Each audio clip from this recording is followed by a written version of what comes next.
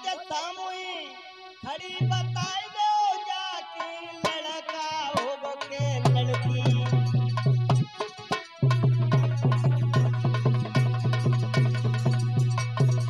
ए महात्मा बताओ इसके लड़का पैदा होगा कि लड़की?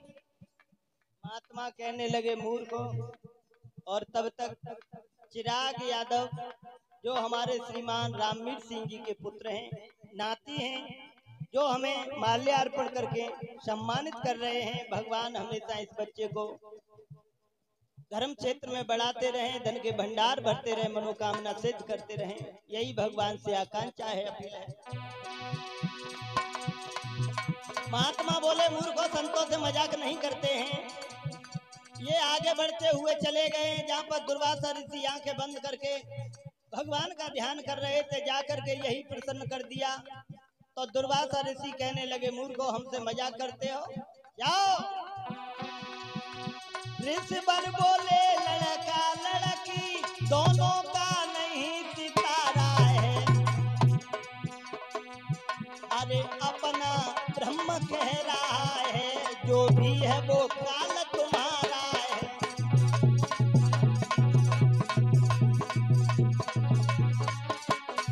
और ये नन्हा सा बालक सौर्य यादव जो हमारे परिचय जी के नाती हैं, जो हमें माल्यार्पण करके सम्मानित करते हैं, भगवान हमेशा धर्म पर चला करके धन के भंडार भरते रहे, मनोकामना सिद्ध करते रहे। हाँ, अपना ब्रह्म कह रहा है, जो भी वह काल तुम्हारा है।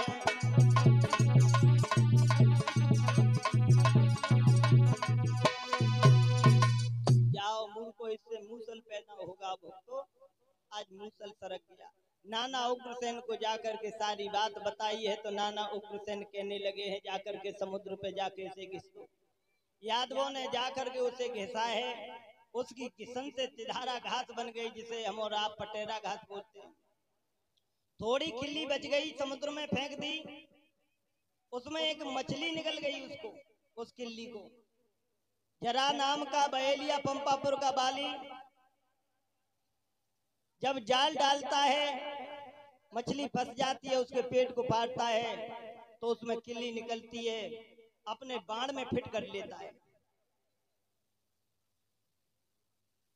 और ये लालू फौजी की भांजी नगला नधा से, लालू फौजी जिनकी भांजी नगला नधा से एक हार हमारे लिए व्यास गद्दी पर सम्मानित किया है। भगवान हमेशा सद्बुद्धि धन के भंडार भरते रहे, मनोकामना सिद्ध करते रहे।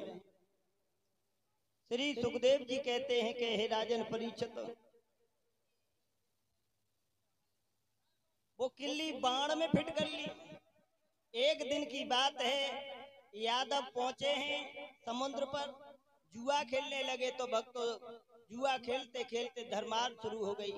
पहले तो हथियारों से लड़ाई हुई, जब हथियार टूट गए तो वही पटेरा घास, वही तिदारा घास उखाड़ते हैं, वो बर्छी बन जाती है, भाला बन जाती है, तलवार बन जाती है। सभी यादव आपस में लड़ करके मर जाते हैं। अब आप लोग सोचते होंगे फिर जब सब यादव जब मर गए तो ये सामने जो यादव बैठे हैं या हीर बैठे हैं, ये कहां से आए? तो भक्तों, जिनके पेट में बच्चा थे वो सती नहीं हुई थी। ये सब विधवाओं की संतान हैं। 8-10 यादव जो थे हरिद्वार के लिए तीर्थ यात्रा करने के लिए निकल गए थे। और भक्तों, उसमें एक वज्र नाम का एक यादव था, उस वज्र नाम की संतान है हम और आप। जब नाना उग्रसेन को पता लगा है कि सब यादव आपस में लड़के मर गए, हृदय का दौरा पड़ा है, हार्ट अटैक हुआ है, नाना उग्रसेन भी खत्म हो गए। आज नाना उग्रसेन की लाश को लेकर के भगवान कन्हैया और बलराम समुद्र पर पहुंचे हैं, दाह संस्कार हुआ है। 4 कोस की दूरी पर आकर के बलराम जी ने पद्मासन लगाया है, जिनके मुंह से 1000 फन वाला सर्प निकला है, जो समुद्र में समा गया। भक्तों, दाऊ खत्म हो गए। जैसे ही भगवान ने सुना है कि बलराम भैया खत्म हो गए, हाय भैया कह करके जमीन पर गिर जाते हैं।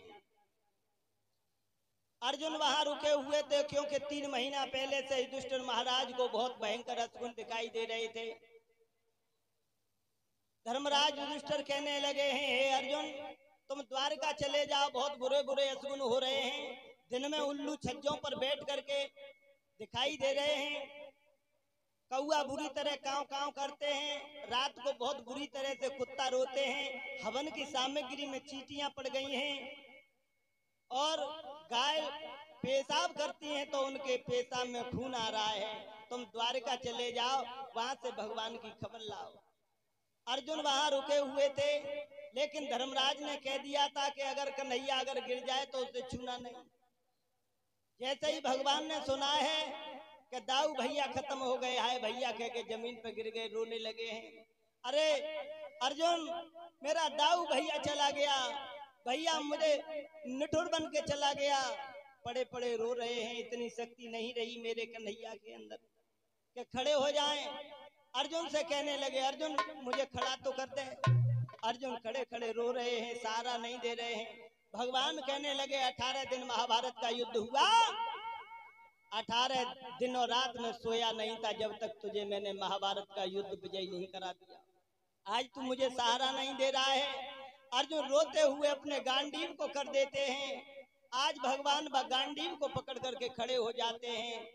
भगवान के हाथ से गांडीव की शक्ति खिंच जाती है, छीड़ हो जाती है। भक्तों भगवान जब खड़े हो गए तो भगवान कहने लगे, हे अर्जुन आज से 8वें दिन ये द्वारका जल में डूब जाएगी।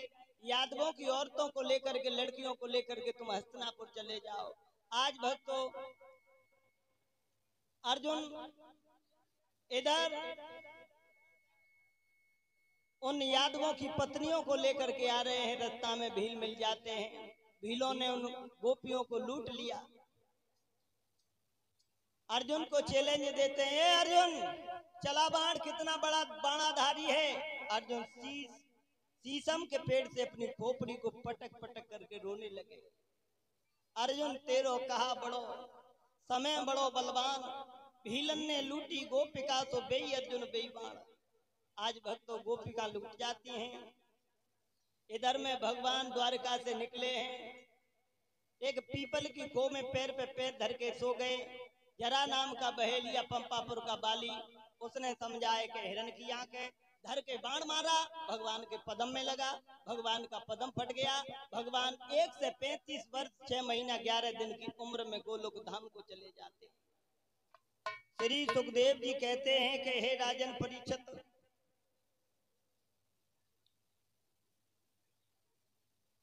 अब आगे भागवत तीर्थ होने के लिए चली है।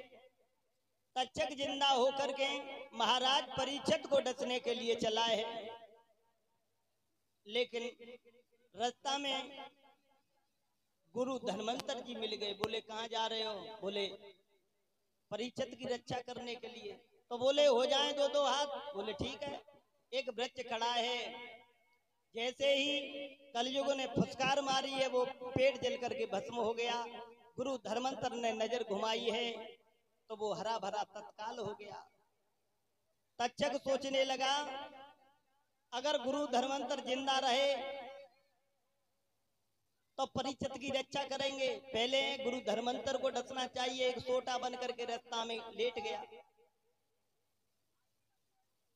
और ये गिरजा चरण अनुरागी जिला महोबा के 50 रुपए हमारे लिए भेज रहे हैं। भगवान से प्रार्थना करूंगा, हे दीनों के दयाला हमेशा धर्म क्षेत्र में ऐसे ही बढ़ाते रहें। आज भक्तों गुरुजी ने सुंदर सोटा समझा, कंधे पर रखा, चले हैं आगे। उसी समय वो तक्षक सोटा बन करके जो कंधे पर था एकदम से गुरुजी को नाग बन करके डस लेता है पीठ में। ऐसा ही नहीं,